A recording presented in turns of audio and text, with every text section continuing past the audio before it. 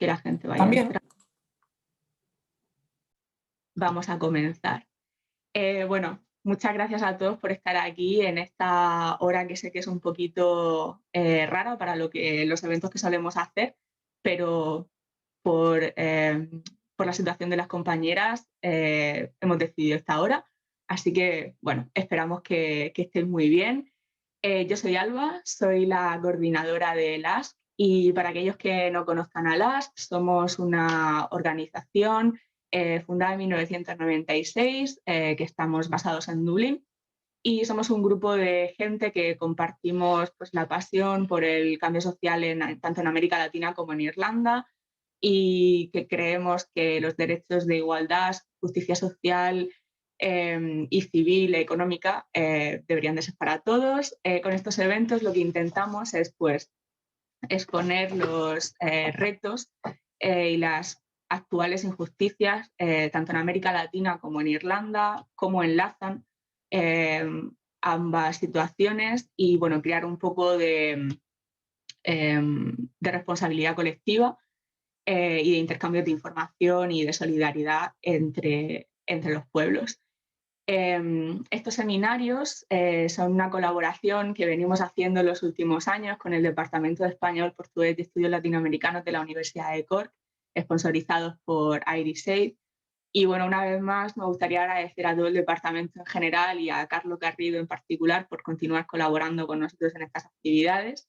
Esperamos que el año que viene podamos seguir haciéndolas y ya en presencial, así que cruzamos los dedos.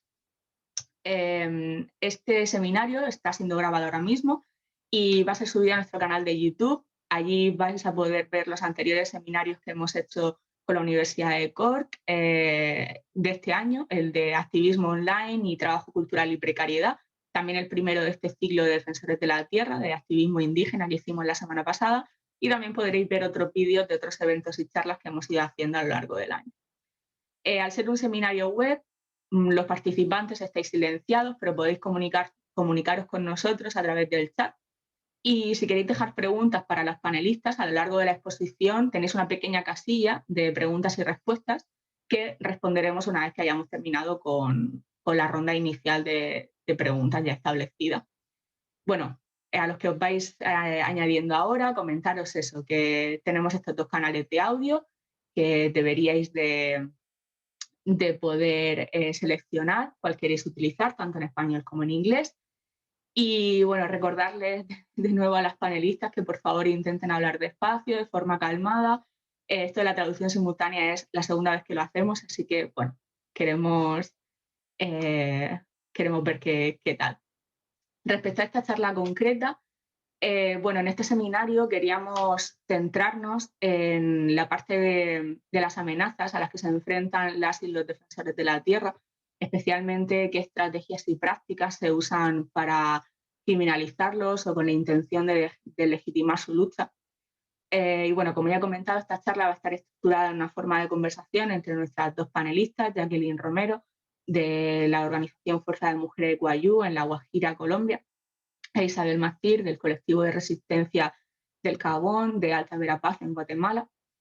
Y con ellas vamos a hablar acerca de todas estas campañas de desprestigio, falsas acusaciones, encarcelamientos e incluso atentados que sufren muchas de las personas que se oponen a los intereses económicos de las grandes corporaciones y los estados en América Latina. Bueno, sabemos que estáis muy ocupadas actualmente, tanto la situación de Colombia como el proceso de audiencia finalmente suspendido hace unas semanas en Guatemala, así que os agradezco una vez más el tiempo que estáis pasando aquí con nosotras y la oportunidad de teneros. Como esta presentación ha sido muy breve, me gustaría que os presentaseis vosotras mismas para que la gente que nos está viendo os conozca, así que si queréis iniciar la presentación, no sé, Jacqueline, si quieres presentarte brevemente. Bueno, hola, muy buenos días. Yo soy Jacqueline Romero, miembro de un movimiento de hombres y mujeres guayú en el departamento de La Guajira, norte de Colombia. Fuerza de Mujeres Guayú, que por más de 15 años hemos estado en procesos de acompañamiento y de defensa y promoción de derechos humanos y denunciando a niveles pues, locales, nacionales e internacionales todas las violaciones de derechos humanos que hemos vivido en el territorio guayú. Muchísimas gracias por este espacio y la solidaridad también a la que apelamos hoy a nivel pues global con toda la situación que se está viviendo en Colombia, ¿no? Sí, muchísimas gracias y bueno, estamos muy atentos de la situación que está viviendo ahora mismo en Colombia. Mucha fuerza y mucho ánimo. Isabel, ¿te gustaría presentarte? Un saludo cordial para todos y todas quienes nos ven, nos escuchan. Soy Isabel Matzir, soy defensora de derechos humanos y hemos acompañado desde el año 2015 la resistencia de Cabo Alta Verapaz por la defensa del río Cabo y el río Oshek. Soy compañera de vida de Bernardo Caal-Scholl, quien ha estado encarcelado injustamente desde el 30 de enero del año 2018. Desde esa fecha hemos estado acompañándolo en la cárcel y ha sido pues una situación muy compleja la que nos ha tocado vivir por la defensa de nuestro territorio y por la defensa de nuestros bienes naturales. Mucho gusto y muchas gracias por el espacio. Mucho gusto, Isabel. Bueno, pues Isabel, si quieres, ya que estás tú hablando, mi primera pregunta en este sentido es ¿qué tipo de estrategias se utilizan desde los poderes estatales y corporativos para criminalizar a las personas o colectivos que se oponen a sus intereses protegiendo la tierra? El Estado de Guatemala otorga licencias de operación hidroeléctricas o petroleras o mineras sin realizar la consulta a los pueblos originarios. Es decir, otorgan la licencia no respetando el derecho de consulta establecido en el convenio 169 de la OIT, y este derecho de consulta establece que debe ser libre, previa e informada. En este caso, las empresas ingresan a escondidas y también ingresan con engaños en los territorios. Nunca mencionan qué es lo que van a realizar con el río. Son las comunidades quienes al ver secuestrado el río, al ver canalizado un río, es que empiezan a investigar qué sucede con el río. Y allí ya es donde se encuentra que son megaproyectos que se encuentran en los territorios. Entonces, desde allí que las comunidades se organizan para poder pedir que se respete el derecho de consulta, es cuando la mayoría de medios de comunicación corporativos y algunas páginas de redes sociales se ponen al servicio de las empresas para estigmatizar o manchar la imagen de los y las defensoras. Ellos dicen de que estamos contra el desarrollo, ellos dicen de que no queremos que las comunidades se superen, en fin, se inventan muchas cosas. Y Esto es para generar el odio social contra los defensores y las defensoras.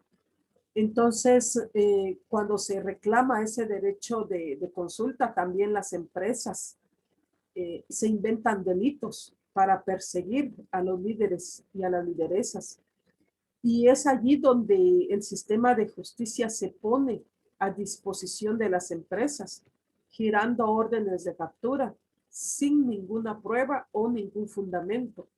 Entonces, es una complicidad que, que hay en el estado de Guatemala, en donde el Ministerio de Energía y Minas otorga licencias de operación sin realizar la consulta a las comunidades. Luego los fiscales del Ministerio Público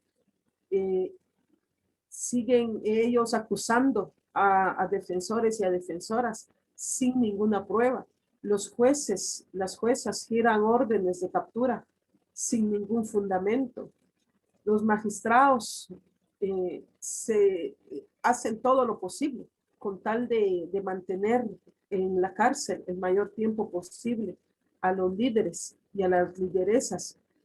Y luego también magistrados de la Corte de Constitucionalidad, que es la corte más alta en Guatemala, reconocen de que hubo violaciones de derechos colectivos, de derechos humanos, y aún así permite que estas empresas continúen operando con toda normalidad.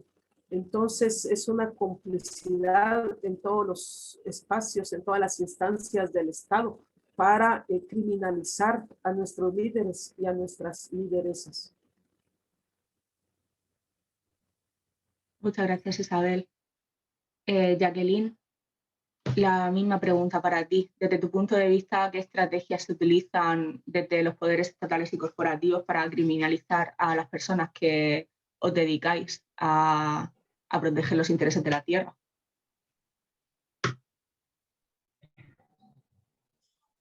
Bueno, efectivamente, haciendo también como en la línea de lo que comentaba la compañera Isabel, yo creo que los estados tienen una misma política, sobre todo en Centro y Suramérica, con relación al tratamiento a los pueblos indígenas.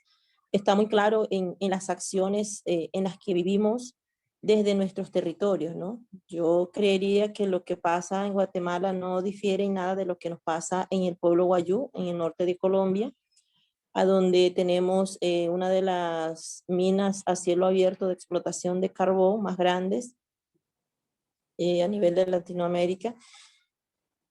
Y lo que hemos visto durante el histórico de presenciar y de vivir como todas estas violencias, podemos ver claramente que los estados ejercen una violencia institucional primeramente, o sea, esta estrategia de iniciar por pasar por encima de nuestras autonomías, de nuestras formas de gobierno propio, de legislar por encima de derechos fundamentales, porque lo que mencionaba Isabel con relación a concesionar territorios, pasa en Colombia igual.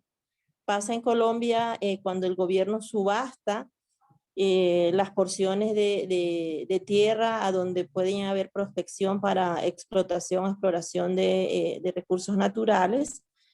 Y entonces eso trae consigo, va llevando una línea de violencia, ¿no? Estas estrategias que utilizan los gobiernos para poder de alguna manera callar las voces, va seguida pues como toda una línea de violencia desde la institucional y violencia institucional, que lo mencionamos, que puede ser una cosa tan sencilla, por ejemplo, cuando un funcionario del Estado o una dependencia del Estado que tenga relación pues con todo el tema de territorios indígenas, un Ministerio del Interior, por ejemplo, en Colombia, que niegue información.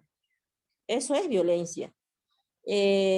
Cuando se niega información o se niega atención, o como nos ha sucedido también en Colombia con funcionarios que en estos escenarios pues se han tenido expresiones racistas, ¿no?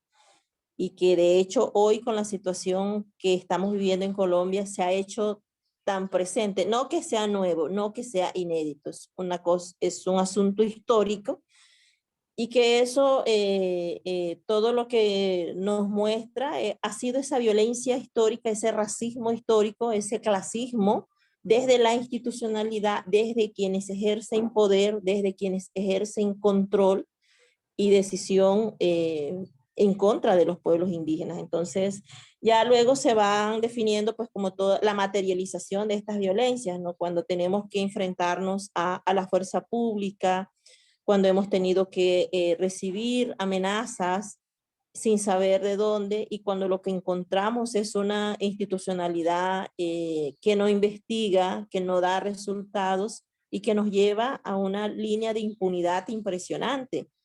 En Fuerza de Mujeres Wayuu llevamos más de 10, yo creo que desde los inicios de nuestro proceso, denunciando estigmatizaciones, violencias, amenazas, y no ha habido una sola judicialización desde el ente responsable, en el caso de Colombia, que es la Fiscalía General de la Nación, que pueda dar un resultado positivo que nos dé o nos diga o nos dé cuenta de quién es quien está ejerciendo estas amenazas, ¿no? Entonces, la impunidad también es una forma de violencia porque viene también desde la institucionalidad débil o que simplemente omite investigar. Las amenazas, todo lo que estamos viendo hoy en Colombia, lo que estamos viviendo hoy en Colombia, a donde la protesta social, que es un derecho fundamental, que es un derecho constitucional, estamos viendo a un gobierno que ha sacado, mira, lo que estamos viviendo en Colombia ni siquiera en más de los 60 años de conflicto armado que vimos en este país y que seguimos viendo, porque Colombia es un país que sigue en un conflicto armado. No habíamos visto, o sea, cómo enfrentan a la fuerza pública contra la sociedad civil, contra el ciudadano, contra ese joven, contra esa mujer que está simplemente haciendo un reclamo justo de derecho. O sea, ha sido como la máxima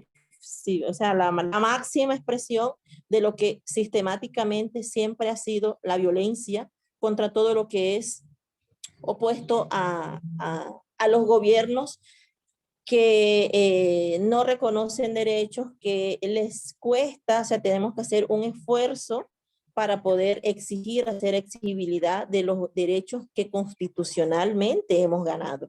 Entonces yo creo que es un panorama muy, ha sido durante, qué sé yo, los últimos 30 años muy preocupantes, a donde las organizaciones, a donde las comunidades desde los territorios insistimos y seguimos levantando la voz para poder denunciar, para poder visibilizar esto que está sucediendo en el país. Y yo creo que una cosa muy importante de la experiencia que estamos viviendo en el país es que vale la pena seguir en pie de resistencia desde los territorios, defendiendo la vida, defendiendo la dignidad, defendiendo esto que tenemos como nuestros bienes naturales, el agua. Hoy las empresas transnacionales se hacen dueñas y son dueñas de nuestros territorios porque simplemente estamos bajo unos sistemas de gobierno que lo permiten para poder beneficiar y tener contentos a los intereses corporativos transnacionales.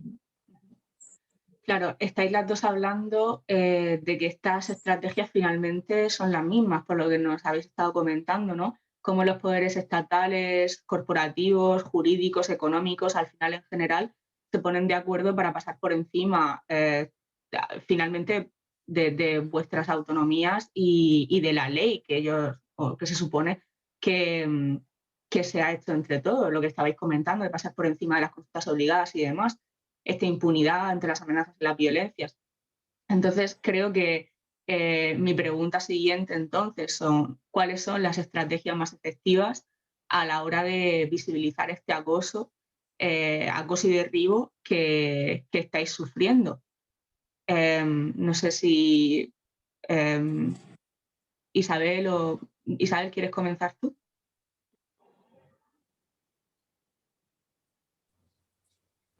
Sí, en este caso ha habido muchas cosas que se ha podido hacer, que es seguir denunciando las injusticias. Sin embargo, se sabe que ya no se tiene esa confianza en el sistema de justicia. Se sabe que las denuncias que colocamos como pueblos originarios no avanzan en el sistema de justicia. Y las que colocan las empresas sí avanzan inmediatamente, tienen las órdenes de captura.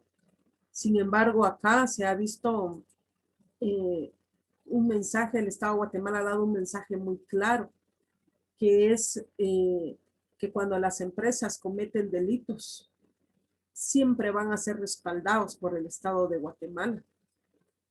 Y cuando se inventan delitos contra defensores y defensoras, siempre van a ser encarcelados, asesinados o perseguidos.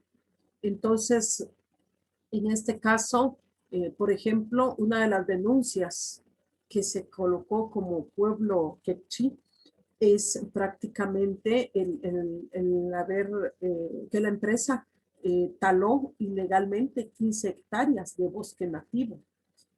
Entonces, esa denuncia se colocó y la jueza Úrsula Teyul, una jueza de Cobán Alta Verapaz, resolvió en que efectivamente las comunidades tenían la razón y Bernardo Calchol, como firmante de ese amparo, tenía la razón. Sin embargo, les dio criterios de, los apoyó a la empresa con criterios de oportunidad y nadie está siendo procesado penalmente por este delito. Sin embargo, cuando dos campesinos robaron, bueno, fueron a traer más bien en un área 96 pacayas,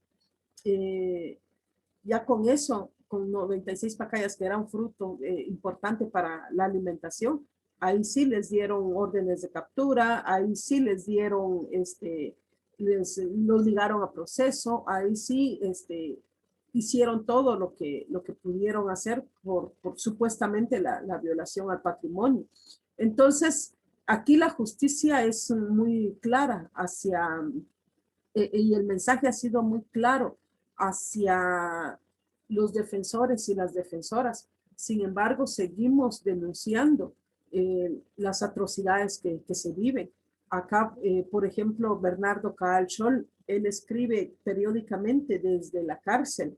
Ahora con la pandemia, con toda esta situación, ha sido muy difícil las visitas, ha sido muy difícil el poder sacar una carta. Sin embargo, se ha hecho hasta lo imposible para seguir sacando estas cartas para que la población en general a nivel nacional e internacional sepa lo que está sucediendo. Entonces, nuestra voz ha sido el mejor elemento que hemos tenido para poder seguir denunciando. Ha sido una situación muy, muy compleja, sobre todo en el contexto de pandemia.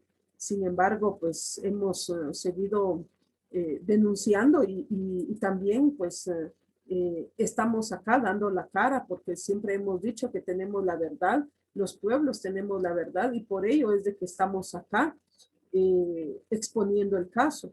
Las empresas nunca han dado entrevistas, las empresas siempre entran a escondidas y luego nunca dan entrevistas porque saben que lo que han hecho no es correcto y además hasta han influido para que los medios de comunicación no puedan ingresar a cubrir las audiencias que son orales y públicas y aún así les han negado ese derecho.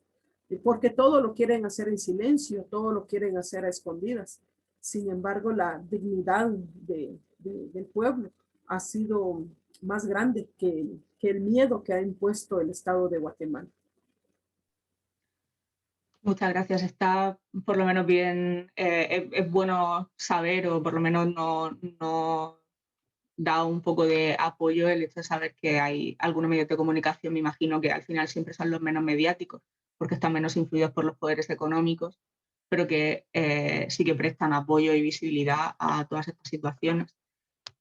Jacqueline, desde tu punto de vista, misma pregunta, ¿cuáles son estas estrategias más efectivas por lo que habéis visto vosotras a la hora de visibilizar este acoso que sufrís? Bueno, yo creo que desde la labor que hacemos desde los territorios, esta primera, pues yo no sé si llamarlo estrategia, porque realmente los procesos a veces no tenemos tiempo de planear estrategias, frente a la urgencia, ¿no? En la que se vive en el día a día.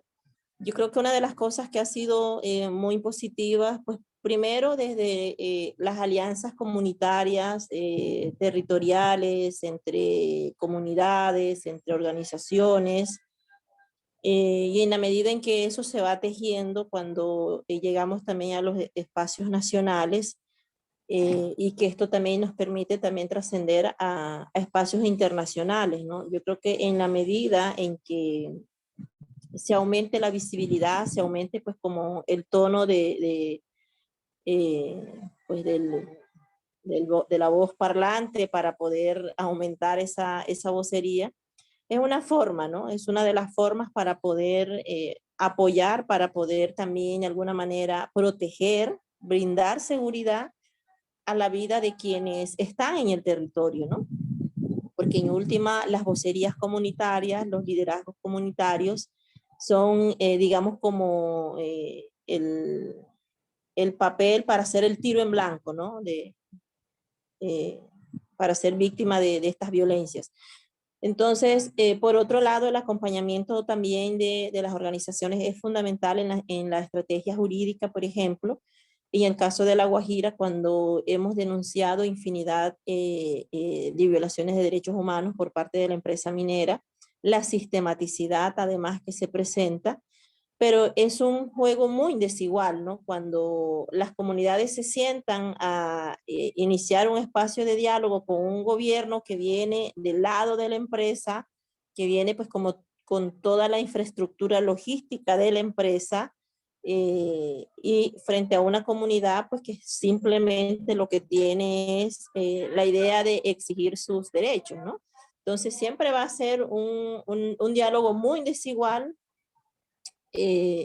con relación pues a lo que el gobierno como garante debería hacer. Entonces, la estrategia jurídica en casos, por ejemplo, como lo que ha venido sucediendo en el territorio Wayuu con relación a la empresa minera, que hemos querido pasar a instancias o a tribunales internacionales como un caso emblemático, ¿no? Porque desde lo territorial y en el escenario nacional se ha hecho de todo. Las altas cortes se han pronunciado porque lo que hemos dicho es que también ponen a las comunidades y a los territorios como ese desgaste, o sea, negarnos derechos y hacernos como ese camino más tortuoso para finalmente llegar a una corte, a una alta corte, como en el caso de Colombia. Y luego, obviamente, hay cosas innegables con relación a la sistematicidad y a las violaciones de los derechos fundamentales que las altas cortes, o sea, no tienen más que decir y reconocer, oh, sí, hemos encontrado que se violan derechos en La Guajira. Entonces, y esa es otra trampa, ¿no? Para nosotros la estrategia jurídica muy válida, pero sentimos también que en este juego perverso del sistema de gobierno colombiano, es también poner la herramienta jurídica a disposición del poder empresarial, a disposición, obviamente está a disposición del poder de gobierno, y es un proceso también de desgaste, ¿no? Porque entonces luego viene, las altas cortes han dicho, cúmplanse, consúltense, mejoren, mitiguen, restituyan derechos, y hay una lista de responsables, ¿no? Instituciones de gobierno, pero cuando se llega o se tiene que llegar a ese escenario de dialogar con las instituciones, nunca están. Y es un tema de dilatar para poder garantizar goces efectivos de derechos. Entonces, pero sin embargo está ahí, ¿no? La estrategia jurídica tiene que seguir siendo un instrumento que tiene que también, es una de nuestras herramientas también políticas para decir aquí se está haciendo esto y se está haciendo mal. Pues el tema de las organizaciones a través de medios alternativos que también han sido fundamentales en la visibilidad, ¿no? En el apoyar a la denuncia, cuando hemos tenido también que hacer como estos recorridos también con países, como lo hemos hecho, por ejemplo, en el caso con LASC en alguna ocasión que estuvimos haciendo pues como toda esta incidencia, pero también para entender la realidad de los países que compran, en el caso por ejemplo de La Guajira, que compran este carbón, ¿no? Carbón que hemos dicho que es un carbón manchado de sangre, que es un carbón que se lleva hacia Europa bajo la destrucción de la vida.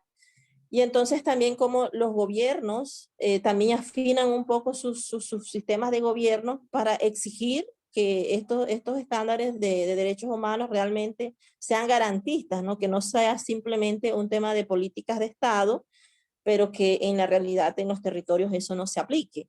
Entonces, este trabajo es muy importante porque aunque no veamos quizás resultados contundentes, pero sí vemos acciones también locales en los países, pero también desde sus organizaciones que están también apoyando a estas organizaciones muy territoriales, como es el caso pues de Colombia y con relación pues desde el pueblo Wayuu. Entonces, todas estrategias juntadas y con un ánimo y esta sensibilidad inacabada que tienen pues las comunidades frente a seguir soportando, no tendríamos que estarlo aguantando, pero en la medida en que la gente se le vulneran cada vez más sus derechos frente a gobiernos que no escuchan, que no entienden también la diversidad cultural, que no entienden también la forma distinta de ver el universo, atentan, ¿no? Entonces tenemos que seguir como afinando esos hilos de alianza, pero también esos hilos de resistencia, ¿no? Desde los territorios. Estabas esta última parte comentando una cosa que os quería preguntar precisamente ahora, que iba a ser la siguiente pregunta, que ya habéis adelantado tanto Isabel como tú unos pequeños comentarios. ¿Qué sectores entonces de la sociedad civil sentís más cercanos a vuestra lucha? ¿Quiénes serían, ¿qué serían esos sectores que más ayuda están prestando? Jacqueline, si quieres continuar tú. Mira, yo creo que nosotros estamos frente a una geografía cada vez más preocupante con relación a los gobiernos, ¿no? Y cuando los gobiernos acaparan como todo este sistema de poderes que se supone deben ser independientes. En el caso de Colombia, en estos últimos, pues son como los mismos, ¿no? Yo a veces ni sé cómo definir los gobiernos actuales de Colombia, pero en estos últimos 2 periodos de gobierno, por ejemplo, una institucionalidad, el Ministerio Público, como es la Defensoría del Pueblo, por ejemplo, que en alguna época pues muy afín a poder escuchar, porque esa es su función además. Hoy, por ejemplo, en Colombia vemos a toda una Defensoría del Pueblo de espaldas a lo que sucede en el país. No esto que está sucediendo hoy en Colombia, porque lo que hoy vemos en Colombia es algo que se viene dando y que llega un momento en que ya definitivamente explotamos y nos cansamos de todas las injusticias, ¿no? Entonces, yo creo que las organizaciones en los territorios, porque es que lo que nos sucede en La Guajira, como es un sistema de gobierno, su política estatal es muy clara, ¿no? Con relación a explotar recursos, con relación a hacer minería, con relación a hacer fracking, con relación a eh, eh, producir energía. Entonces, es la misma política de concesionar territorios, es la misma forma también de intervenir en los territorios, por eso es que a veces nos encontramos cuando tenemos la posibilidad pues, de conversar con otros territorios a donde están otras empresas que explotan oro y todo, hablar de todo lo que esto afecta. Nos hemos visto en los últimos años, creo que la organización social en Colombia es muy poderosa en el sentido de que nos hemos podido entender en el término de que hace 30 años, el movimiento indígena pues estaba construyéndose, también tejiéndose pues desde las resistencias que siempre hemos hecho. Y por otro lado estaban las comunidades afrodescendientes, por otro lado las comunidades campesinas, pero hoy, durante la última década, quizás el entendido de que lo importante de estar en el mismo escenario, ¿no? Con nuestras demandas específicas, con nuestras problemáticas, pero con un fin único que es defendernos, exigir garantías de vida en los territorios. Entonces, yo creo que eso ha sido muy importante en la medida en que el movimiento social de alguna manera también ha entendido lo importante de compactarse, ¿no? sectores sindicatos, las organizaciones de mujeres, que también es muy poderosa en este país. Y creo que de alguna manera eso es lo que nos permite también como movimientos poder seguir ejerciendo muy a pesar de lo brutal que pueden ser las políticas estatales para reprimir, ¿no? Independientemente de lo que está sucediendo hoy en Colombia en estos momentos, a donde estamos hablando de alrededor de 40 personas en menos de 15 días asesinadas por la fuerza pública. Pero también venimos hablando de alrededor de 900 asesinatos a líderes sociales desde la firma de los acuerdos de paz. Eso es escandaloso, o sea, eso es vergonzoso. En un país a donde las organizaciones sociales le hemos apostado a la paz, a pesar de ser también víctimas, hemos entendido la necesidad y la urgencia de la reconciliación, pero estamos frente a un gobierno que está así y está así, se niega a escuchar y a darle también paso a la implementación de unas políticas de Estado que en última es lo que reclamamos en los territorios, ¿no? En estos últimos periodos de gobierno hemos dicho necesitamos cambios estructurales en los territorios en materia de bienestar social, y lo que vemos es militarización, militarización y militarización. Entonces, en ese sentido, las alianzas y las solidaridades de las vocerías nacionales en los espacios internacionales es muy importante lo que hacen organizaciones en los países, por ejemplo, en el caso de la Unión Europea, de los países que también tienen sus intereses a través de sus empresas transnacionales, porque nos hemos encontrado con situaciones muy complejas del seguimiento o la dificultad de dar seguimiento a estos intereses económicos, ¿no? Porque llega un momento en el camino en que realmente sus estados, sus países de origen, los controles a veces también son muy débiles, pero el control de esos estados sobre la forma de cómo se legisla en nuestros países, como el caso de Colombia, pues sí son muy fuertes, ¿no? Y eso está muy a la vista de cómo Colombia trata, por ejemplo, en materia de tributación a las empresas transnacionales. Uh-huh. Sí, tienes toda la razón. Es bastante interesante ver por ese lado cómo se enlazan unos y otros intereses. Isabel, a pesar de que ya antes también has dado unas pequeñas píldoras, pero misma pregunta, ¿qué sectores de la sociedad civil sentís más cercano a vuestra lucha?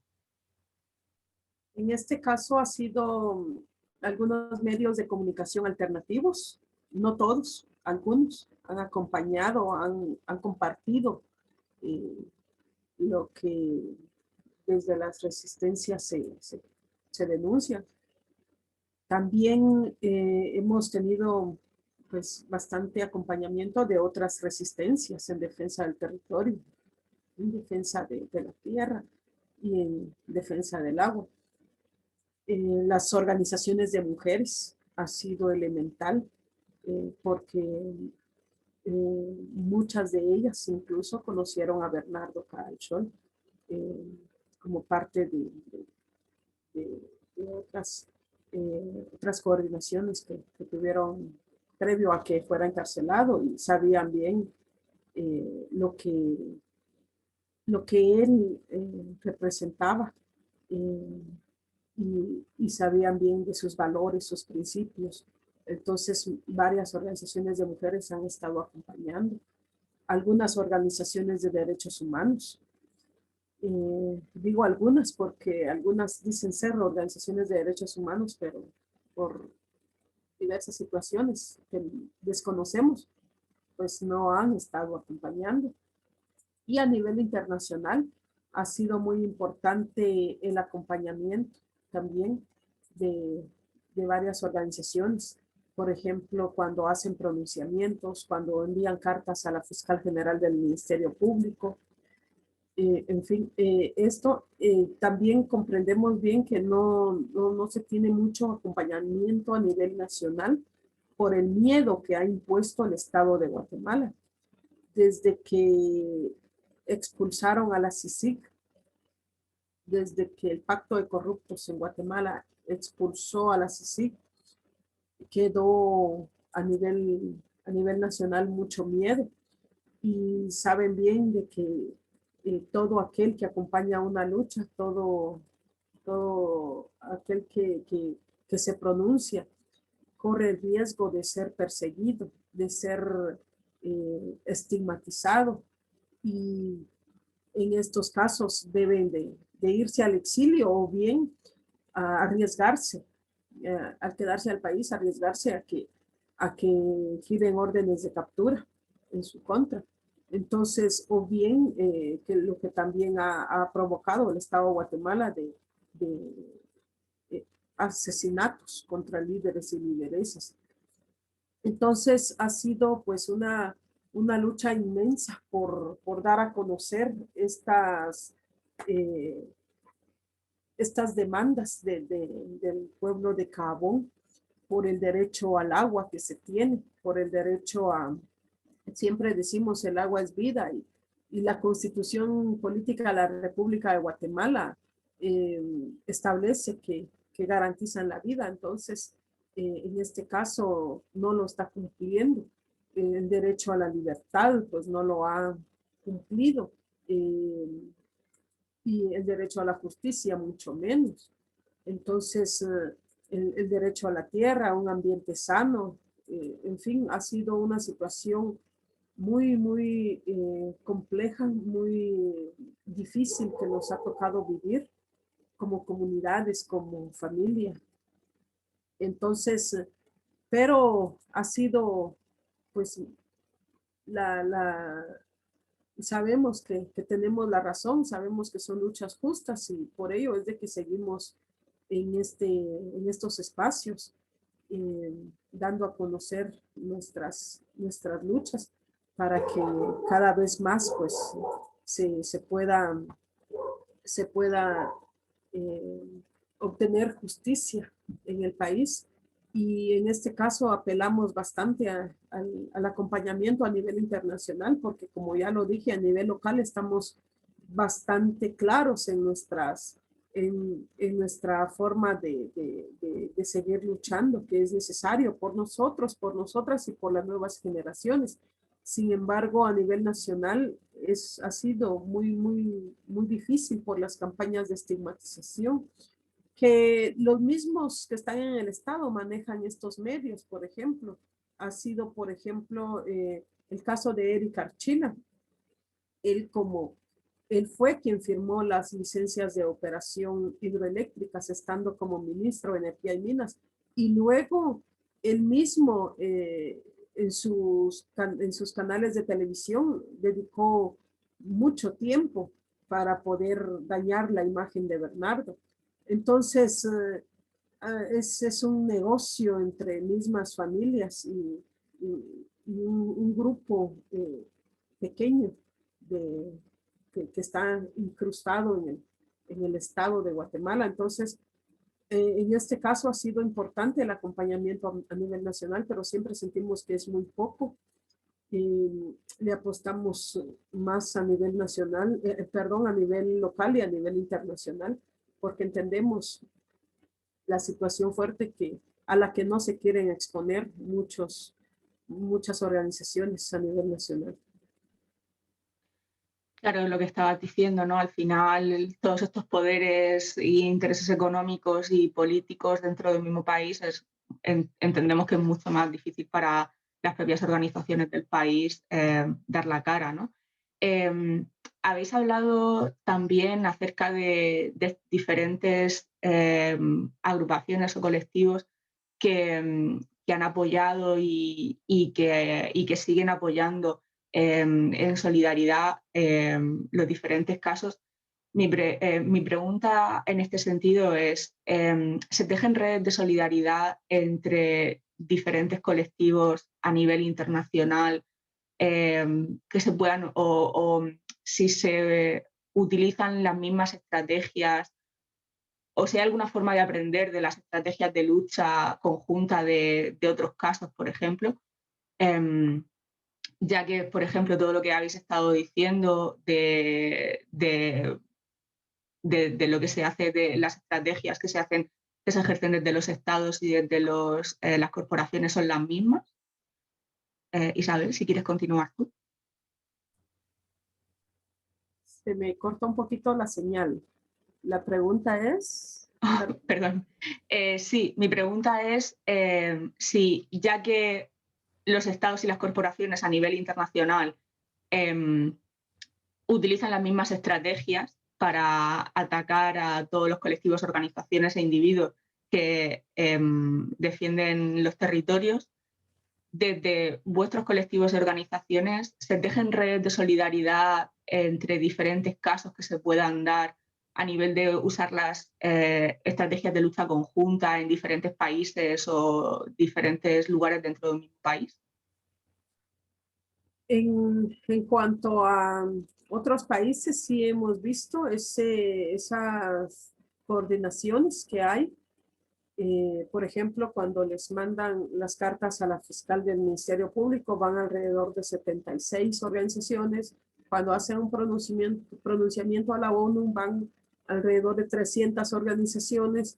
Y así, hace poco se realizaron 3 documentos, 3 amicus curiae, le llaman los abogados, como que significa amigos de la corte, o sea, para dar a conocer el caso de Bernardo a nivel general, digamos, a nivel ya de cómo cuidar la casa común, por ejemplo, de cómo el Estado de Guatemala tiene un patrón para criminalizar a las luchas y en cuanto al proceso penal, pero eso ha sido, pues, ha habido coordinación entre varias organizaciones cuando hay pronunciamientos.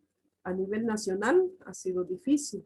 Ha sido difícil porque hay mucho miedo. El miedo es que los persigan a ellos. Cuando vean los nombres de las organizaciones, sienten miedo de ser perseguidos. Y ahora en el país ha habido mucho, han perseguido también a las ONGs.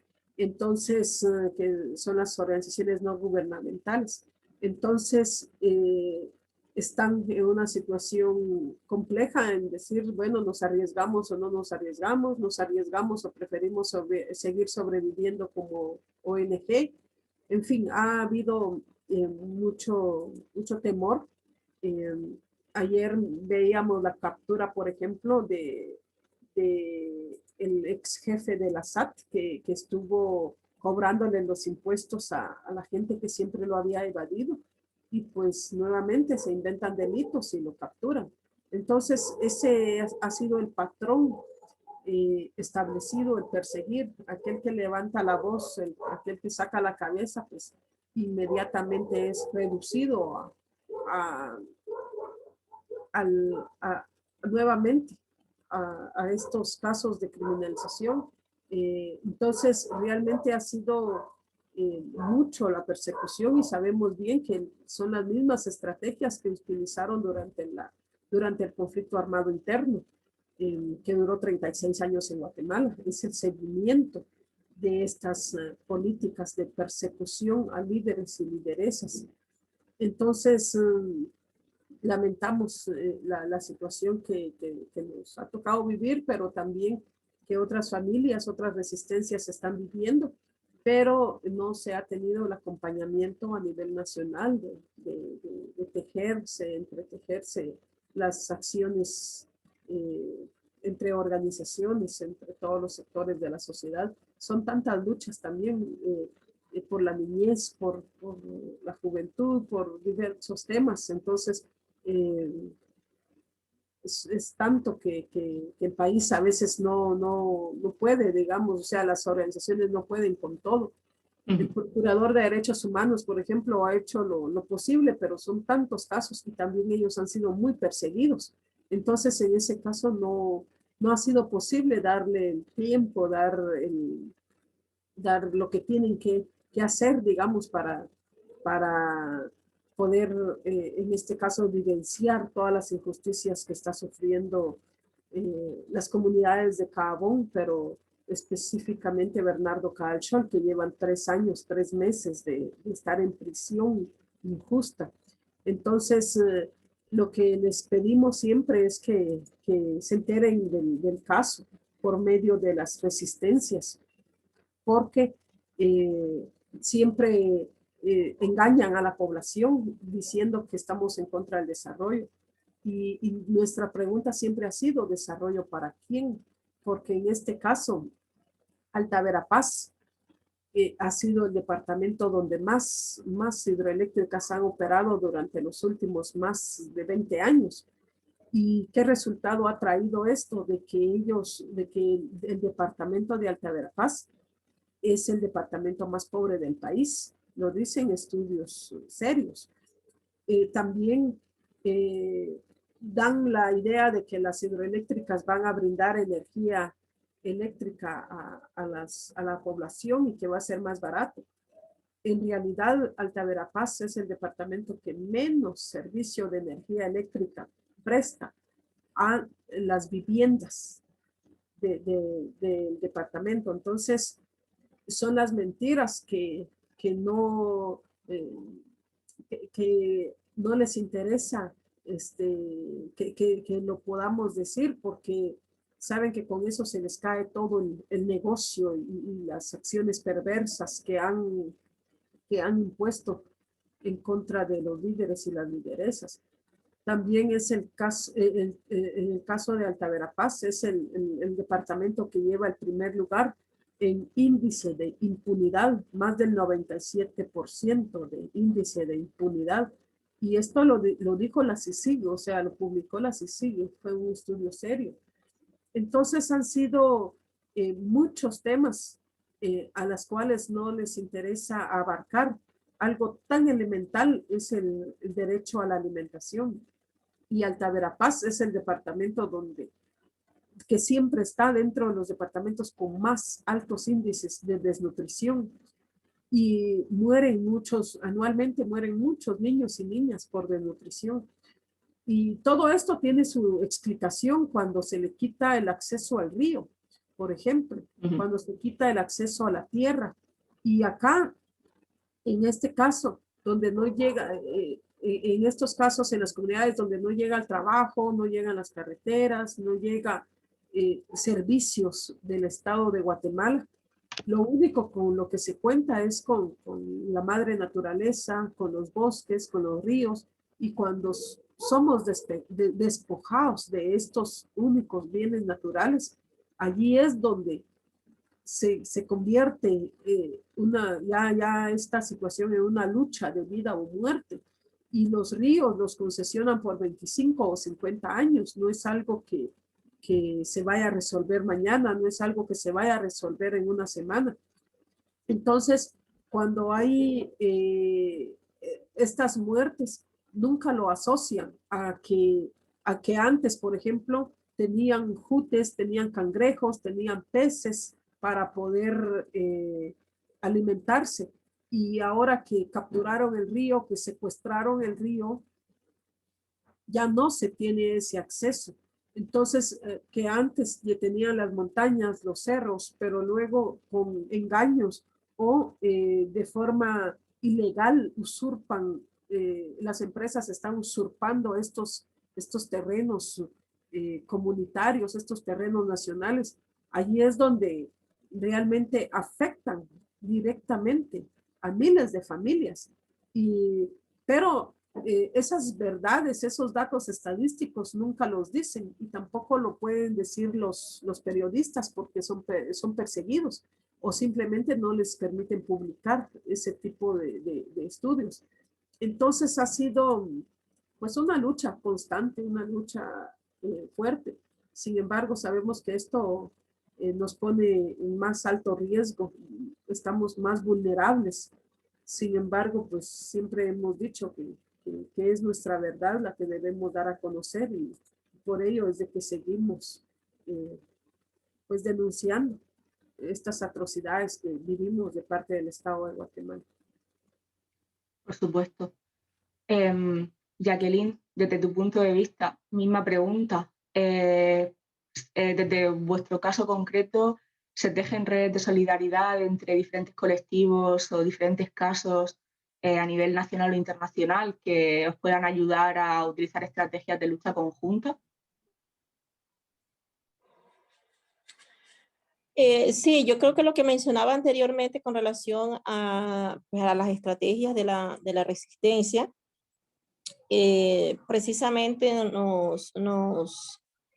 eh, pues nos lleva como a eso, ¿no? A que la necesidad de siempre estar pues articulando con otras situaciones, porque lo que encontramos muchas veces desde la experiencia y desde el poder intercambiar, por ejemplo, con otras regiones aquí en Latinoamérica, en el caso, por ejemplo, donde se extrae carbón o a donde las casas matrices o estas empresas están en otras regiones haciendo las mismas actuaciones con relación a la violación de derechos humanos, pero con otra actividad, ¿no? Puede ser la explotación de oro, como es el caso, por ejemplo, de Glencore, que está en La Guajira explotando carbón, pero puede estar en el Perú explotando oro, o está en otras distintas regiones del país con el tema de hidroeléctricas, infinidad de cosas, ¿no? Entonces yo creo que la situación pues nos ha llevado a que sí o sí el entender la importancia, sobre todo lo que han hecho organizaciones pues pues, del corte nacional en apoyar a las comunidades ha sido también el documentar, ¿no? El poder mostrar, eh, evidenciar pues desde la vocería misma, desde los territorios, pero también las cifras y poder también desde procesos de investigación, documentos de investigación, porque eso ha sido también una de las grandes dificultades en nuestros procesos, ¿no? Porque, digamos, la vida no nos da para estamos en una constante resistencia, en una constante discusión, en una constante demanda, y a veces se nos va quedando en el camino la información y la importancia de poder documentar estos hechos, ¿no? Entonces, cuando hemos encontrado apoyo en organizaciones que han hecho este ejercicio y sobre todo permitir también la interlocución o interactuar con estas otras para poder también comprender las dinámicas, ¿no? Porque así como las empresas tienen dinámicas, los territorios también tienen dinámicas. Los tejidos de las comunidades, de los pueblos indígenas, desde lo diverso que somos cada una, también tenemos nuestras propias dinámicas y nuestras propias realidades, ¿no? Entonces, frente a eso, la importancia de poder entender como esas otras situaciones que sí hemos estado, estamos en este momento haciendo como un esfuerzo entre organizaciones, tanto de Colombia y fuera de Colombia, de poder poner el caso de esta empresa Cerrejón como un macro caso, ¿no? Porque lo que hemos encontrado y hemos entendido precisamente desde el apoyo y desde el acompañamiento de organizaciones nacionales e internacionales era precisamente como todos estos caminos omitidos, tanto por el Estado como por la empresa, y entonces el poder posibilitar que esto se lleve y como un macrocaso que se pueda llevar a alguna instancia internacional, pues va a requerir y requiere pues definitivamente de todo un abrazo de organizaciones, de todo un acompañamiento, porque lo que hemos visto es que las comunidades solas no podemos.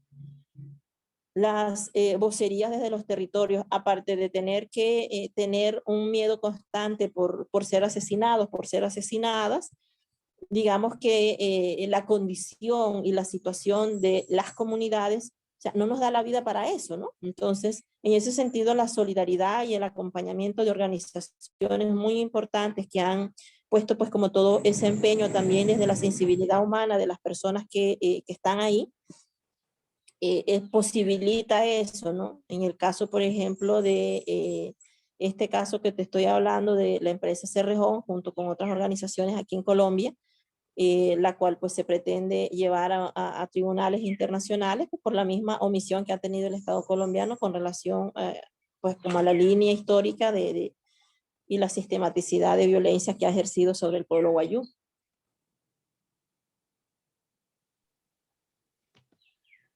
Sí, genial, muchas gracias. Pues estas serían un poco las preguntas que teníamos, así que tenemos un par de preguntas aquí de la gente.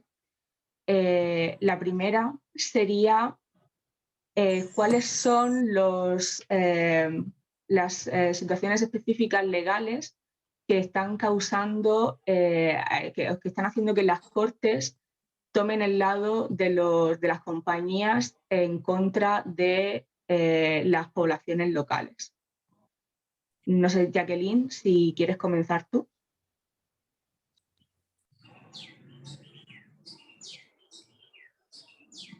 Hay una situación en zonas de sacrificio, como lo han llamado algunos investigadores, como es el caso de nuestras comunidades y nuestros territorios a donde hay explotación de recursos. Y lo que hemos encontrado es que el poder corporativo, definitivamente decimos aquí que el que tiene el sartén por el mango da con ella, ¿no? Entonces, las empresas tienen un poder económico, político además, porque cuando han tenido que hacer injerencia en decisiones de tipo electoral, política, en las regiones, tienen un gran espectro de intervención, ¿no? Digamos. Entonces, eso hace que como las empresas ponen recursos, obviamente cooptan decisiones y cooptan decisiones jurídicas en los ámbitos territoriales. Y eso ha sido un histórico también que, pues, de hacer como un seguimiento de todo lo que se ha pedido que se ampare o que se tutele en materia de derechos. Si nos ponemos a revisar como las sentencias, aquí en la región, en La Guajira donde estoy, pues dan ganas de llorar, ¿no? Cuando las comunidades, pues también de lo que hablábamos anteriormente, hemos tenido que acudir al acompañamiento o pedir solidaridad con otras organizaciones, lo que posibilita que se eleve un poco más la vocería para poder también llegar a los tribunales, a las altas cortes, ¿no? Entonces, pero siempre está la traba desde la institucionalidad, desde la institucionalidad territorial, de estar cooptada, y eso lo vivimos en el día a día. Aquí en La Guajira, por ejemplo, en la zona donde yo estoy, desde hace muchísimo tiempo, más de 15 años, hemos solicitado que desde la institucionalidad se realicen estudios independientes para evaluar en qué estado o cómo ha cambiado la salud de las comunidades aledañas a la actividad minera, por ejemplo. Porque hemos visto que se han presentado patologías nuevas en temas de salud, y simplemente se le atribuyen a enfermedades X de las personas en las comunidades, pero cuando lo que escuchamos desde la voz de las autoridades tradicionales de las comunidades es que cosa tan sencilla como que ellos digan, es que esto no es una enfermedad que teníamos nosotros, es una enfermedad que nos...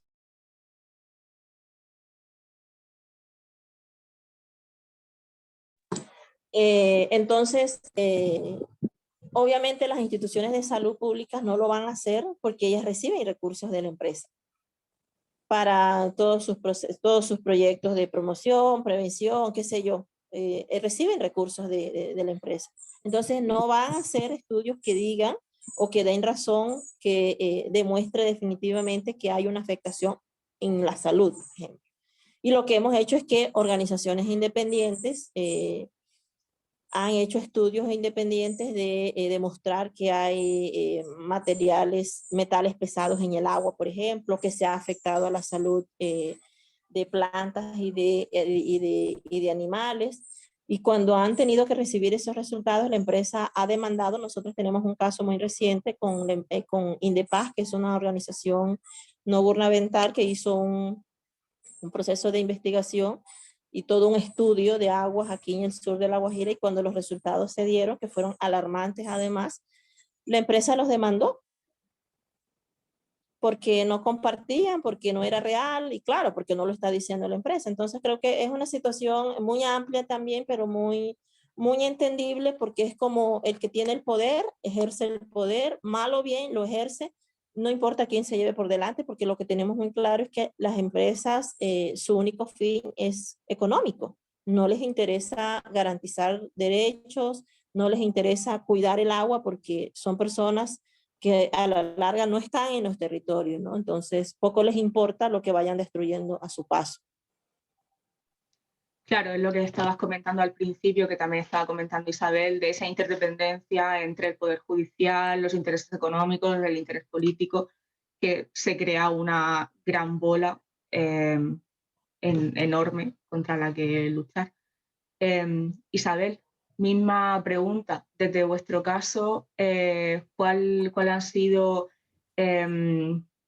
los recursos legales específicos que han hecho que las Cortes tomen el lado de los negocios en contra de las poblaciones locales? En este caso, siempre el Estado de Guatemala dice que no va a arriesgar la inversión que viene de otros países, pero también mucho de esta inversión, bueno, en primer lugar, no viene respetando los derechos de los pueblos originarios. Entonces, vemos allí que más bien estas resoluciones están respondiendo a quienes financiaron las campañas electorales. Están respondiendo a los medios de comunicación que también se ven en este caso favorecidos por estas empresas. Tienen cooptado el poder local. Entonces, de alguna forma, el Estado de Guatemala aparenta que no puede llevar los servicios públicos. En este caso, muestra que el Estado de Guatemala está ahogado financieramente, todo para justificar el ingreso de estos megaproyectos. Entonces, vemos esa complicidad que hay entre el gobierno de Guatemala y otras personas. Hemos visto cómo varios presidentes de Guatemala han estado fotografiándose con Florentino Pérez, por ejemplo, que es uno de los dueños de una de las hidroeléctricas, el complejo hidroeléctrico más grande que hay en Guatemala, que hay en Centroamérica, que es el Grupo Renace. Son 5 hidroeléctricas que hay solo en un municipio. Más abajo hay otras 2 hidroeléctricas que están sobre el mismo río. Estamos hablando de 7 hidroeléctricas y aún así están tramitando una tercera, que son las OSHEC SA. Entonces, ya serían 8 hidroeléctricas sobre el mismo río. Entonces, en este caso, tienen cooptado prácticamente todo y en este caso, por ello es de que siempre le apostamos a que a nivel internacional se pueda sensibilizar un poco más acerca del tema y tener ese acompañamiento, debido a que a nivel nacional tienen una cooptación muy grande de todos los sectores. Sin embargo, sabemos que esa cooptación seguramente no tienen ese control absoluto cuando se trata de otros países. Por ello es de que apelamos a ese acompañamiento a nivel internacional. Y siempre lo hemos dicho, como seres humanos no podemos quedarnos únicamente viendo cómo encarcelan injustamente o cómo asesinan a defensores de derechos humanos, a defensores del medio ambiente, a defensores del territorio. Y no deberíamos de dejar esa responsabilidad del cuidado o la protección de nuestro medio ambiente únicamente a las comunidades en diferentes regiones. Todas convivimos como seres humanos en este planeta y como parte esa hermandad, esa solidaridad que debe de haber entre todos los seres humanos, creo que es importante ya ir despertando, ir viendo qué se puede hacer. Hay muchísimo por hacer, demasiado por hacer, desde compartir cartas. Está la página de Bernardo Caal-Scholl, ahí se suben todas las publicaciones. Pero también se puede hacer mucho desde las embajadas, se puede hacer mucho desde pronunciamientos, como lo mencionaba antes, involucrarse para pedirle explicación del caso a la fiscal general del Ministerio Público. Hay quienes han realizado documentales para dar a conocer y visibilizar las luchas de los pueblos. Y entonces, y así hay quienes se toman fotos exigiendo la libertad de presos políticos. Entonces hay muchísimo que hacer. Bernardo Caal, por ejemplo, ha estado en prisión desde hace más de 3 años. Su salud ha sido un tema muy complejo y pues ha sido la responsabilidad directa de la familia el proveer los medicamentos, por ejemplo, y proveer los insumos más necesarios de higiene personal, de limpieza, en fin. Hay mucho en donde pueden involucrarse y les pedimos en este caso que no sean indiferentes a nuestras luchas, porque acá está cooptado las diferentes entidades del Estado y también sobre todo el sector justicia. Entonces, hay mucho que podemos hacer. Ahora con la pandemia ha sido muy difícil las visitas a Bernardo Caal. Las niñas, tenemos 2 niñas con él y las 2 niñas son pequeñas, muy pequeñas. Entonces, llevamos ya... ellas llevan 1.5 años que no pueden visitar a su papá por las restricciones de la pandemia. Entonces, la mamá de él tampoco lo puede visitar porque no permiten la entrada de mayores de 60 años y la mamá ya tiene más de 60 años. Entonces, ha sido muy difícil esta situación ya ahora con la pandemia, pero en ese caso sí les pedimos el acompañamiento de una u otra forma. Hay quienes también, recuerdo bien una acción que tomaron de irle a quitar el agua por un día a las empresas de Florentino Pérez en España. Entonces, son algunas acciones que han realizado y que ha sido muy importante para las comunidades quechís y también para Bernardo y para la familia, porque sabemos que de una u otra forma se están pronunciando algunas personas, algunas organizaciones en otros países. Entonces, realmente pedimos ese acompañamiento y confiamos mucho en que esto sí pueda darse, ese acompañamiento, porque sabemos que el Estado de Guatemala no controla un 100% lo que se pueda hacer desde otros países. Te iba a preguntar justamente lo que nos has estado diciendo ahora al final. Como última pregunta, porque lamentablemente tenemos que cortar de aquí a 15 minutos, te iba a preguntar precisamente qué podemos hacer desde otros países para apoyar, a pesar de que ya has respondido de antemano a esta pregunta. No sé si quieres añadir alguna nota breve.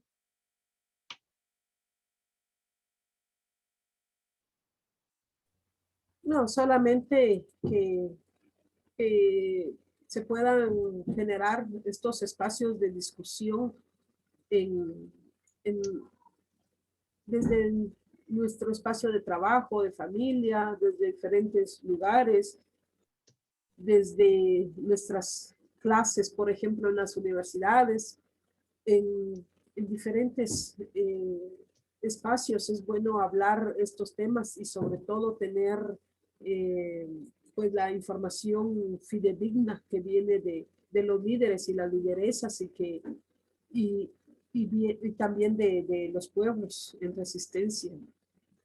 Han criminalizado tanto, han satanizado las luchas y entonces por eso es más difícil a veces ir aclarando algunas situaciones, pero los y las invito a que puedan leer y ver documentales que ya se han realizado acerca de las luchas para evitar repetir lo que las empresas y el Estado de Guatemala ha dicho, ¿verdad? De que estamos en contra del desarrollo. No es así, estamos a favor de un desarrollo, pero donde se respete los derechos colectivos, los derechos de los pueblos originarios.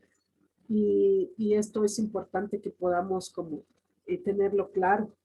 Es importante que nos involucremos, que más allá de decir están en nuestras oraciones, también que tomen algunas acciones importantes no hay acción pequeña o grande, aquí todo suma, todo contribuye. Entonces esto es muy importante para que nos involucremos de una u otra forma y no seamos pues egoístas en únicamente velar por nuestra familia, únicamente velar por nuestra persona, sino que acompañar estas luchas. Y Bernardo lo decía, ¿verdad? Los líderes y las lideresas tienen un corazón tan grande donde cabe todo un pueblo. Y también lo dice que la voz de quienes están afuera es la esperanza que él tiene para poder de alguna forma visibilizar las injusticias que se están viviendo. Entonces, en ese caso, el exigir la libertad de los líderes y las lideresas es algo muy importante porque sabemos que en el contexto de pandemia, de un día a otro puede haber contagios en esos lugares de hacinamiento, de insalubridad, de inseguridad, en fin. Entonces, es importante que nos involucremos de una u otra forma y no pensar en que como no es mi continente, no es mi país, pues no me importa, ¿no? Sino tenemos una responsabilidad grande como seres humanos de acompañar estas luchas. Totalmente de acuerdo. Nos están pidiendo por el chat si podemos compartir todos los enlaces a acciones, páginas, etcétera, a las que habéis hecho referencia tanto Jacqueline como tú. Por supuesto, compartiremos todo esto, todo lo que nuestras panelistas quieran hacernos llegar, lo compartiremos en redes sociales y les daremos la mayor visibilidad posible. Jacqueline, última pregunta. Desde tu punto de vista, ¿qué podemos hacer desde otros países para apoyar?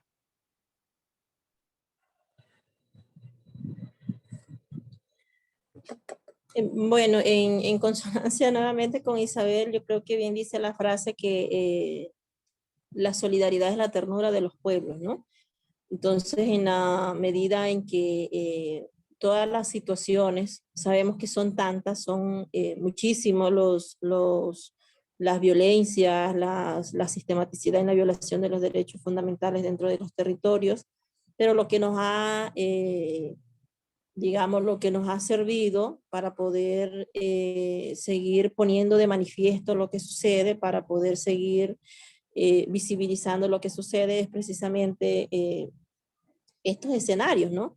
Desafortunadamente hoy la pandemia nos ha encerrado, pero lo que también hemos manifestado es que un tapabocas no limite tampoco nuestras ideas, ¿no? Nuestros pensamientos, nuestras resistencias, porque sí, lo que sí hemos visto en el marco de esta pandemia es que con todas las normas y todas las restricciones que se han definido en los estados, precisamente ha sido un arma para reprimir, ¿no?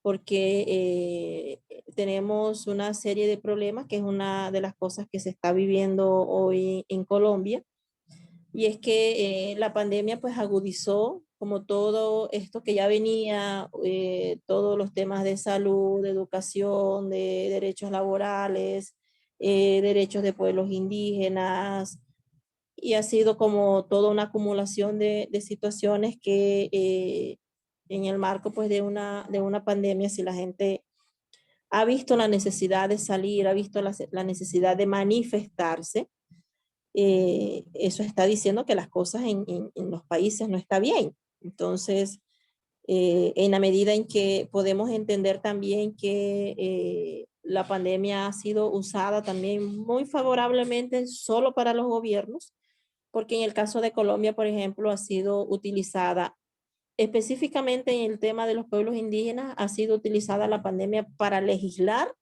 en contra del pueblo y en específico contra los pueblos indígenas cuando se ha hecho intentos en estos momentos eh, de protocolizar o de quitar garantías desde nuestro derecho fundamental a la consulta previa, por ejemplo. Entonces yo creo que en ese sentido el poder seguir mandando este mensaje de no seguir usando esta pandemia también como un acto de represión, sino también en conjunto seguir, porque el mensaje claro que nos han mandado desde las instituciones es evitar aglomeraciones, no te juntes a las ONGs, por ejemplo, que acompañan en los territorios, en el caso de La Guajira, están limitadas, o sea, han tenido que parar desde hace un año el acompañamiento porque la restricción nacional así lo ha. Entonces, más allá de eso, el fondo de eso también ha sido el poder reprimir la movilización, el poder reprimir la resistencia, el poder reprimir como todas estas voces sociales que nos manifestamos frente a las injusticias que estamos viviendo, ¿no? Y un claro ejemplo de lo que pasa en el mundo hoy y que pasa también pues en otras regiones es lo que está pasando en Colombia. Miles y miles y miles de personas no son vándalos, hoy están en las calles y yo creo que un ejemplo clarísimo de eso es que la movilización sí es nuestra forma legítima para poder exigir derechos. Y a la vista está que en Colombia al día de ayer, el Congreso de la República ha decidido archivar una de las reformas nefastas a la salud, a la ley de salud en este país, y ha sido archivada, y todo ha sido por la presión social de que hoy la ciudadanía, los movimientos sociales, estamos en las calles. Estamos exigiendo a un gobierno que se ha negado a dar la cara y que se encuentra de espaldas hacia la realidad social que se vive en Colombia. Y el caso es mucho más delicado dentro de nuestros territorios indígenas, ¿no? Entonces yo creo que en ese sentido el seguir propiciando todo lo que se pueda en materia de solidaridad, desde el apoyo en lo visible, estrategias jurídicas, estrategias comunicativas, todo lo que concierne a poder también apoyar a los fortalecimientos de los procesos comunitarios, sigue siendo y van a seguir siendo estrategias vigentes mientras tengamos sistemas de gobiernos que atenten contra la vida y la dignidad de los pueblos. Te agradezco mucho que hayas hecho también referencia a la situación con la pandemia, porque es una de las preguntas que no nos ha dado tiempo a haceros. Isabel también se ha referido a ella, pero bueno, la verdad que sin haberla hecho, habéis hecho referencia también a este tema, que es cómo ha afectado la pandemia y el confinamiento a vuestra lucha. Para acabar en el tiempo que teníamos previsto, si queréis tomar un par de minutos para hacer unas reflexiones finales antes de cerrar, Jacqueline. Y lo siento al resto, no hemos podido hacer el resto de preguntas, pero tenemos que cumplir con el horario y teníamos que cortar en breve.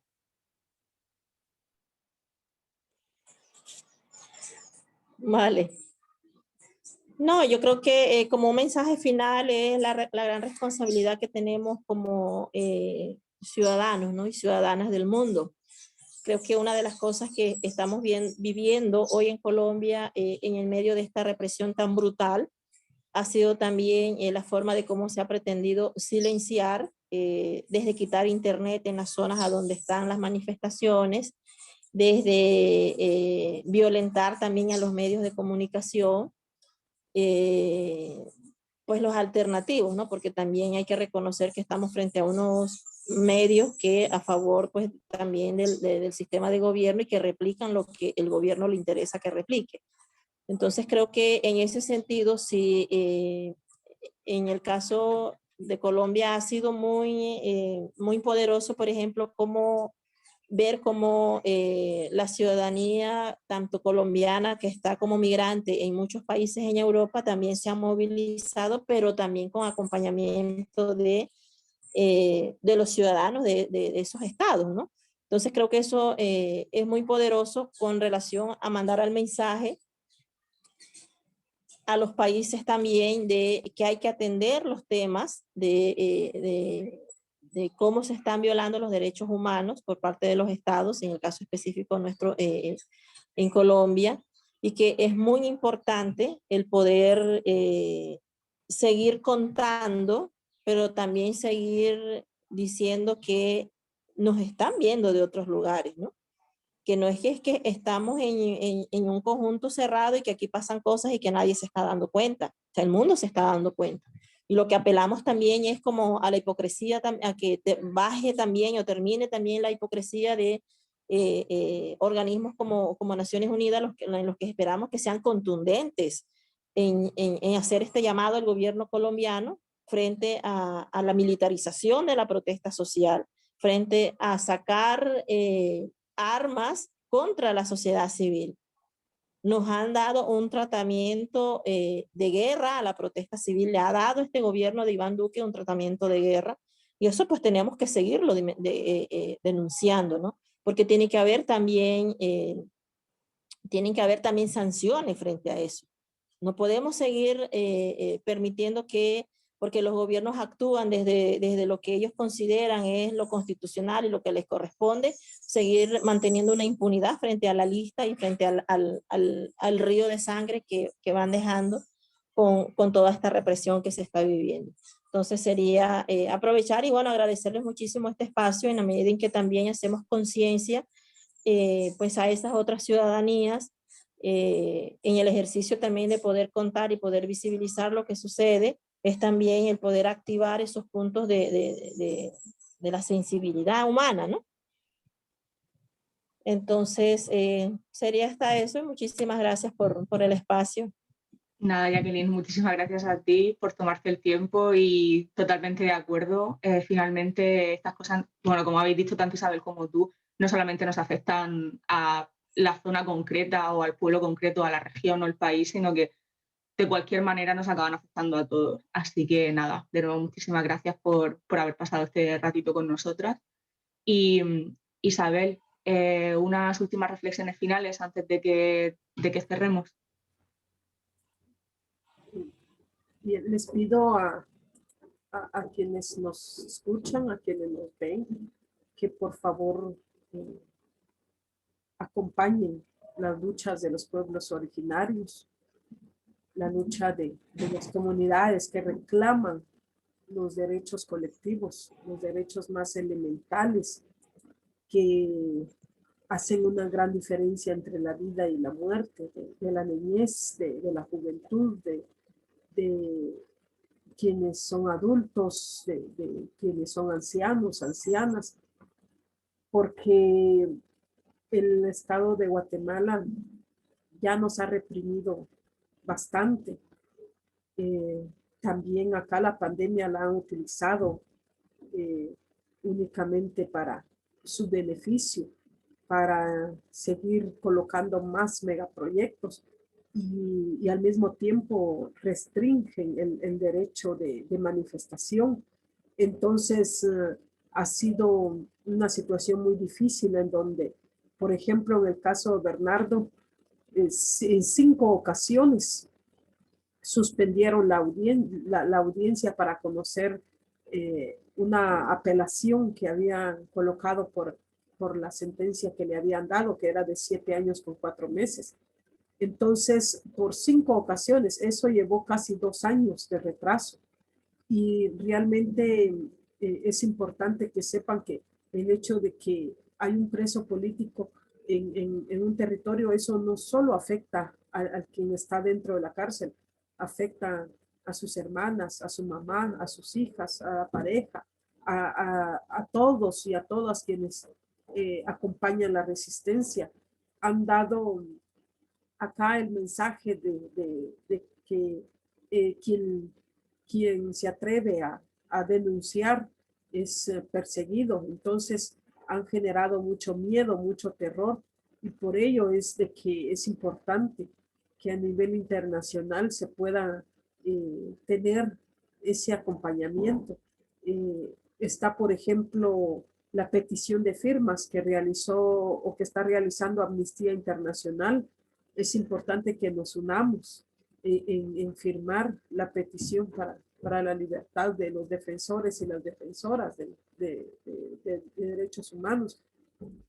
Hay muchas formas de involucrarse. Creo que el ser ver únicamente por uno o la familia no va a hacernos mejores como sociedad, digámoslo así, en diferentes territorios, porque vemos el terror que se está viviendo en otros lugares. Entonces es importante acompañar informarnos y acompañar estas resistencias. Y sobre todo el investigar de las fuentes reales que son las comunidades y quienes están en prisión. Entonces hay mucho por hacer y se puede hacer. Si Bernardo Cavalschol escribe 2 o 3 veces por semana desde una cárcel en donde hay mucha restricción por la pandemia, no digamos quienes estamos afuera, únicamente se necesita voluntad de hacerlo, creatividad también para poder hacer cualquier acción y creo que esto siempre nos va a dar esa esperanza de que vamos a lograr obtener justicia para nuestros pueblos.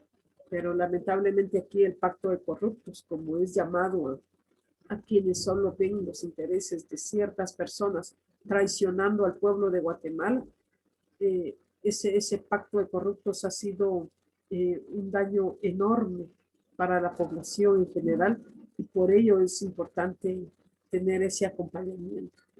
Repito, el no ser indiferentes. El no ser indiferentes porque esto hace que quienes defendemos los derechos humanos en diferentes lugares estemos más vulnerables.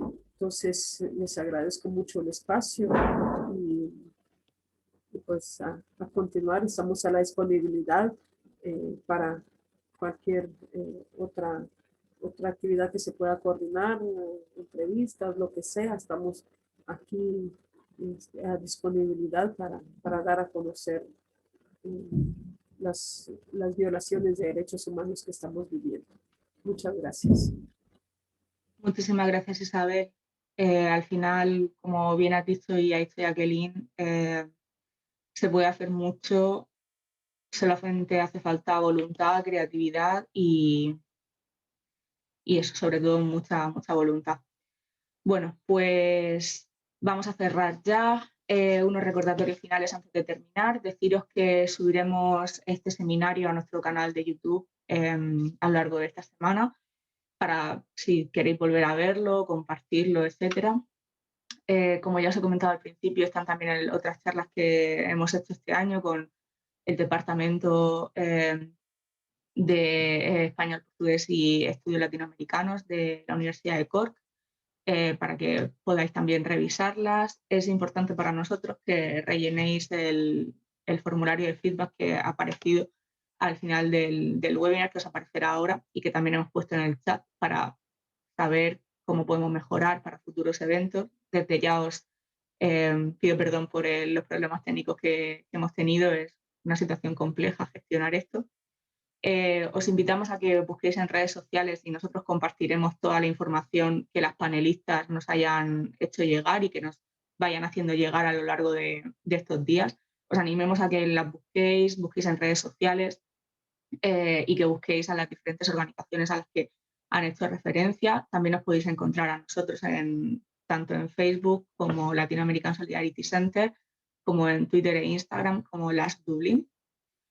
Finalmente, agradecer a las panelistas, a las intérpretes, a vosotros y a nuestros miembros y a IRIS por financiarnos, pues vuestra asistencia, vuestro trabajo y vuestras ganas de estar aquí. Así que sin más tiempo por mi parte y por una vez creo más o menos enganchados en el tiempo que nos habíamos planteado, os doy las gracias por haber estado aquí y me despido de vosotros hasta la próxima vez. Un saludo muy grande.